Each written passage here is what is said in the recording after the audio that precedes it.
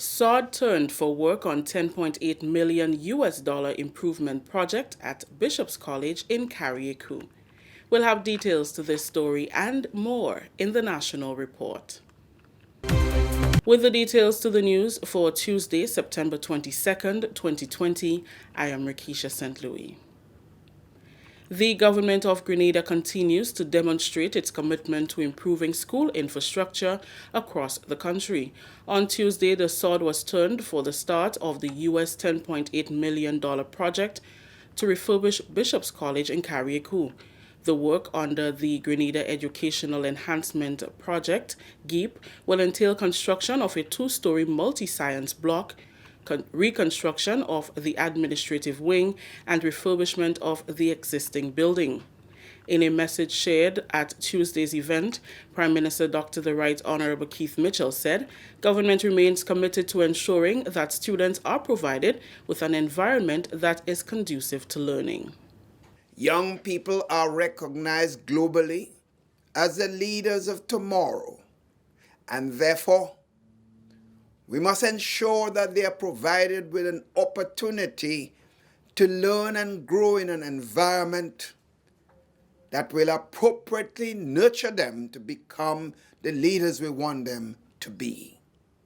Dr. Mitchell urged teachers, staff, and students, along with parents, to look past the inconveniences that may arise during the rehabilitation work, because these will pale in comparison to the potential benefits to be derived from the upgraded school. The Prime Minister noted that in addition to improving school infrastructure, projects such as these create much-needed employment opportunities. As countries all over the world continue to battle with the economic impact of COVID-19 pandemic, the employment generated by projects become even more important. In the midst of growing unemployment in various sectors, the jobs created by these projects provide a beacon of hope for persons who may have been otherwise unemployed. Therefore, as part of our strategy to help revitalize the local economy and create employment, government is refocusing its commitment to the implementation of capital projects such as these.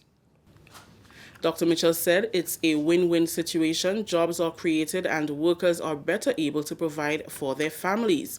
The country's school infrastructure is improved, educators are more motivated to teach, and students benefit from enhanced learning environments.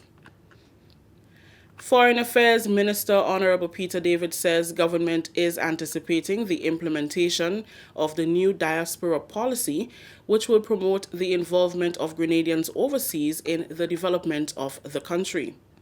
On Tuesday, Minister David made the announcement during the government's weekly post-cabinet media brief. The document has been funded and developed by the International Organization for Migration. Minister David said a draft policy document was submitted to the overseas communities for discussion and to Cabinet to be reviewed. He emphasized that the diaspora should be seen equally for its importance to development initiatives as it is seen for remittances. The issue of diaspora involvement, we remain committed to ensure that the diaspora is involved in the development of this country. The diaspora is not only important if we want them to send some stuff to us. That is important. Remittances are extremely important to our budget and to the maintenance of many persons in Grenada. But it is not the only thing. The diaspora must become involved in the development of this country in several other ways. And as I said before, and I repeat, not only materially, but with respect to their ideas. I repeat again, my view of the diaspora as the 16th constituency, they are extremely important, though they do not have voting rights. Staying in the diaspora and voting, they have the right to involvement in the development of this country. And we are, through this diaspora policy, trying to find a mechanism that does not make it dependent on any particular government or any particular person. Grenadians in the diaspora will soon have a direct contact on island where concerns and ideas can be shared and contributions can be made. The government is hopeful that by year end, the draft document will become government's policy on diaspora. We will be establishing an office of the diaspora in St. George's where persons can go to speak about diaspora issues. We will be establishing that office. We are currently in talks with a particular ministry in that regard. We will make an announcement in due course, but we'll put the infrastructure in place and the policy in place to ensure that the diaspora remains an integral part, but not doing what we've always done to find new ways of getting them involved in development. For example, there's no reason why the diaspora should not be involved in actual development projects. There's no reason why the diaspora cannot come together or do it individually or collectively to work on development projects. They are as important as any other investor in coming into Grenada. Continuing the news, Prime Minister and Minister of Finance Dr. The Right Honourable Keith Mitchell has welcomed Monday's announcement by Sandals that close to 600 team members have returned to work. Over the next few weeks, the workers will be trained in Sandals' premium protocols of cleanliness ahead of the planned reopening of the luxury resort on October 1st, 2020. The protocols, according to the Sandals press release, ensure the strictest health and hygiene guidelines and have allowed the company to successfully reopen several other resorts in Antigua, Jamaica, St. Lucia, and Barbados. At a meeting with top Sandals executives on Sunday, Dr. Mitchell was appraised of the hotel's plans and he welcomed the workers' return to work. Dr. Mitchell said, and I quote, "This is exciting news for Grenada. We look forward to the reopening of the hotel and to resume welcoming visitors to our shores. This will largely signal the resumption of activity in the tourism sector, which has been particularly hard hit by the COVID-19 pandemic. What is even more heartwarming is that hundreds of our nationals are returning to work after 6 months. This is good news on a personal level for these employees and for the suppliers of goods and services who benefit indirectly from the hotel's operations. On a wider scale, it is also good news for the country, and I am truly heartened by this announcement." Unquote. This is the National Report. The news will continue after the break. The house was shaking. Then suddenly saw we hear bang, crack, and the roof had gone. Man, I was so scared, I nearly wet myself. Only those who have lived it can truly understand the devastating fury of a hurricane's wind. The house across the road just get up and roll over. Hurricane force wind. It's a hazard. Hazards. Take control. Reduce your loss. You can hurricane-proof your home. For example, make your roof more wind-resistant by using screws instead of nails in its construction. Find out more about hurricane force winds and other hazards at your local disaster office. A message from the National Disaster Management Agency and Sedera. Welcome back. The Grenada Food and Nutrition Council last week engaged approximately 20 officers of the Ministry of Agriculture and Lands and the Climate Smart and Rural Enterprise Program SIAP, educating them on the nutrient contents, benefits, and utilization of selected crops in the preparation and consumption of healthy meals. This training is part of the knowledge transfer process by the organization to help families across Grenada understand the importance of concise nutrition, meal planning on the crops provided in the COVID-19 Backyard Garden Kit. The preparation session that we conducted in collaboration with the Ministry of Agriculture and the SIAP program.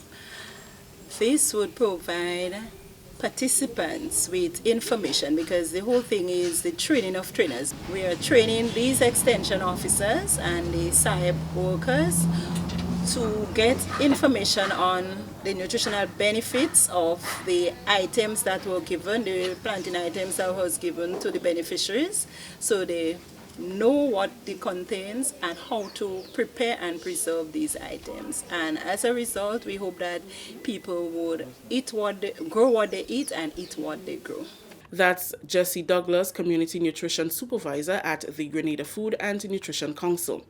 Under the ministry's backyard gardening program, over 500 vulnerable households in Grenada will receive assistance. A program of such magnitude will help to alleviate hunger, reduce levels of imported foods, and increase the amount of local food consumed. The officers explain how they were able to benefit from the training. We will be better able to advise the beneficiaries of the SIEP program into how they can use the various vegetables and staples and so on. It speaks to a sense of being local and sticking with everything that you have grown in your country. And I think people would more be, I'd say, inclined to participating in something like that, into having these things at home, introducing it to their children and so. It cuts off on expenses. So immediately as people hear that, it's something that they want to be into. The Food and Nutrition Council is currently holding a similar training on the utilization of selected agricultural crops on the sister isle of Carriacou. Finally, in the news, 2 women were among the graduates of a 2-week aircraft rescue and firefighting training at the Maurice Bishop International Airport. 30 trainees received certificates on completion of the exercise held at the training room at the airport. It is an honor to address you once again, this time at your graduation ceremony. I am sure it has been a long and hard-working 2 weeks of training. Let me thank immensely the facilitators of the RGPF, my HR team, and members of our operations team who work tirelessly to complete this task. To the graduates today, the most influential step in your life is what you're taking today. Mrs. Wendy Francette Williams, General Manager at the Grenada Airport Authority. Inspector Mark St. Paul, the officer in charge of the fire department at the airport, said the training, which consists of 1 week theoretical and 1 week practical work, is vital to the RGPF's drive towards ensuring qualification. Among us all, there are competent and qualified individuals, firefighters, that can deliver the goods. And while we were pondering as to where we're going to get instructors from, where we're going to get people to conduct the training and provide that material, that literature and so on,